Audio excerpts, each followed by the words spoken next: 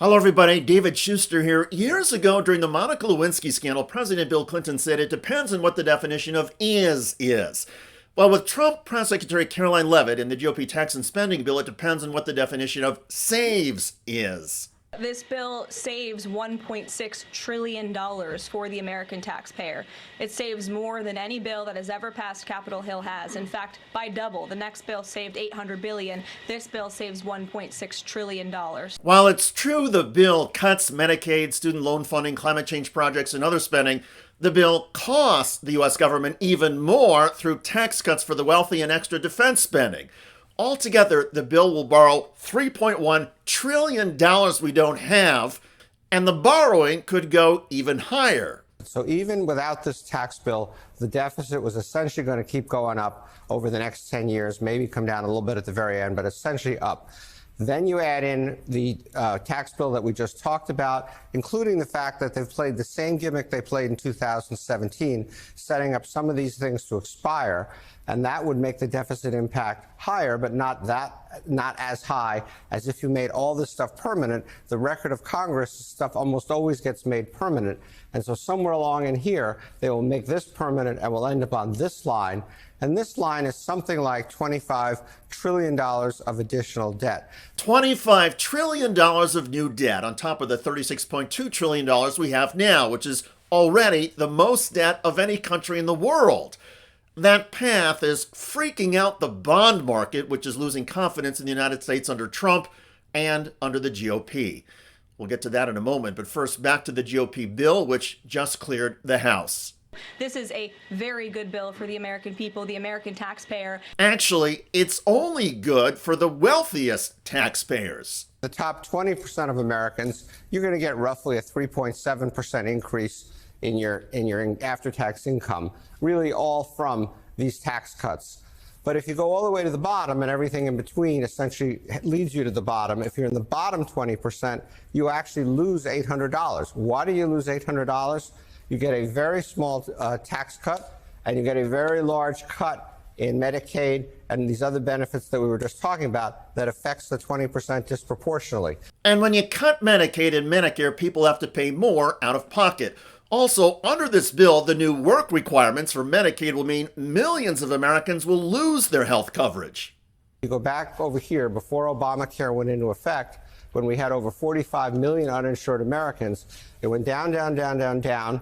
In here was Trump 1.0 with his first effort to impose work requirements on Medicaid recipients, so some people became uninsured. Down, down, down again, and now we're looking at taking it back up here and essentially reversing something like 10 years of progress in having fewer and fewer Americans without medical coverage. Now, let's go back to the more immediate concerns about this GOP bill. When the government spends more money than it collects, it creates a deficit. To cover this deficit, the government borrows more money, increasing the size of the overall debt. To cover this debt and to help the U.S. government borrow money, the Treasury Department sells various types of debt securities. Investors purchase these securities, and the U.S. government promises to repay the investors with interest. These debt securities include Treasury bills, which mature within 1 year, Treasury notes, which mature between 2 and 10 years, and Treasury bonds, which are long-term and mature between 20 and 30 years.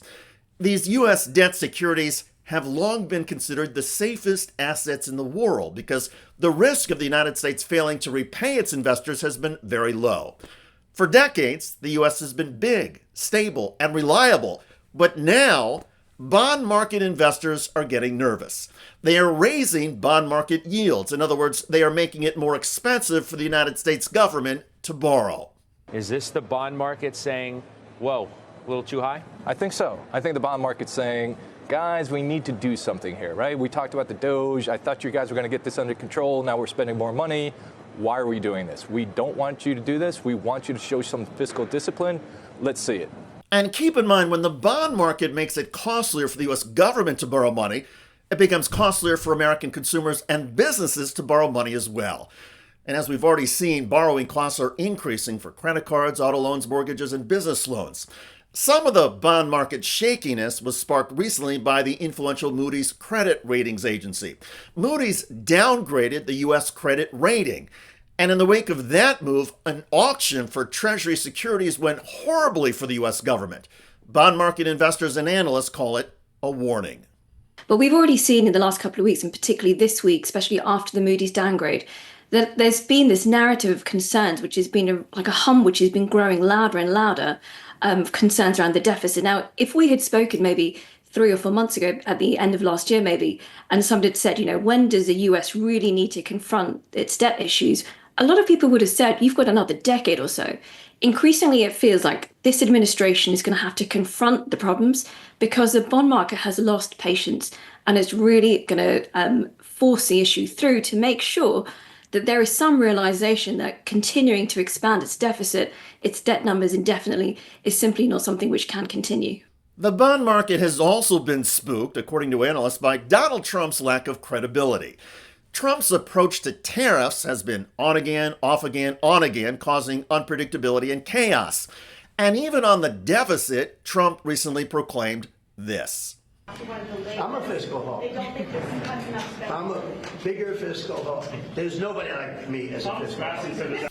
There's nobody like Trump as a fiscal hawk. Well, the GOP bill that Trump supports would have the United States government borrow trillions of dollars to pay for tax cuts for the rich. And even the bond market is calling out Trump's BS. Donald Trump, Karoline Leavitt, and the rest of the team can use whatever words they want. But the people who have invested in U.S. bonds, including foreign investors, are losing confidence in the full faith and credit of the United States under Trump. And that's ricocheting across the U.S. economy, hurting America's standing, and increasing the odds of a U.S. financial meltdown. By the way, some of Donald Trump's staff believe he has dementia, and that explains the increase in his rambling and temper tantrums. You to get out of here. What does this have to do with the Qatar jet?